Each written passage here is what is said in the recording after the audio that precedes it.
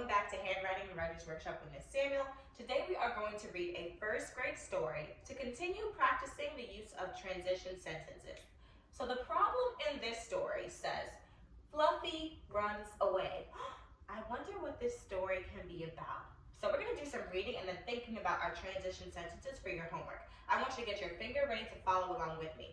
While we're going through this story, I want you to think about where in the parts of this story do you see the writer identify the setting, the talking characters, the problem, and that's all, because we're not going into the rest of our story. We're just looking for the setting, the talking characters, and the problem, okay? It was a cool November day. The air was very damp. The local park was packed with dogs of all colors, shapes, and sizes.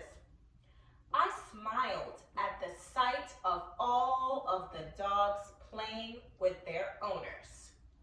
From across the park, I saw my friend Coco and her dog, Fluffy. So thumbs up if you were able to identify the setting. Thumbs down. What was the setting of the start of this story? The setting was the park, yeah. It says the local park. Okay, who are some of the talking characters that were identified in this story? Okay, so we're not sure if the character was talking, right? But we know that one character is Coco and the dog Fluffy. Okay, so we haven't gotten into our O yet, the problem of our story, because we know that's the body. This is just the introduction. We know that when we write the introduction, we have to have a transition sentence before we get to the body, the middle of our story. So let's look at some options. I have written an example here to finish this first grader story. So I'm going to go from here, part of the introduction.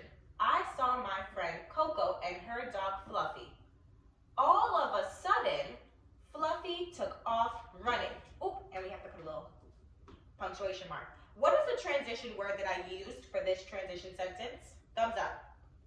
Thumbs down. All of a sudden, yeah.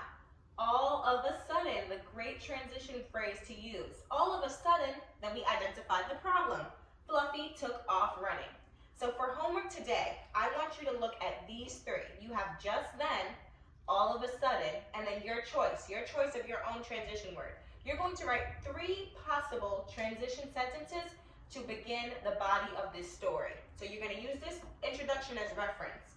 Then you're going to write 3 different transition sentences using just then, all of a sudden, and your own choice of a transition word to write transition sentences that will complete the introduction and move on to the body of this story. Can't wait to see your great work.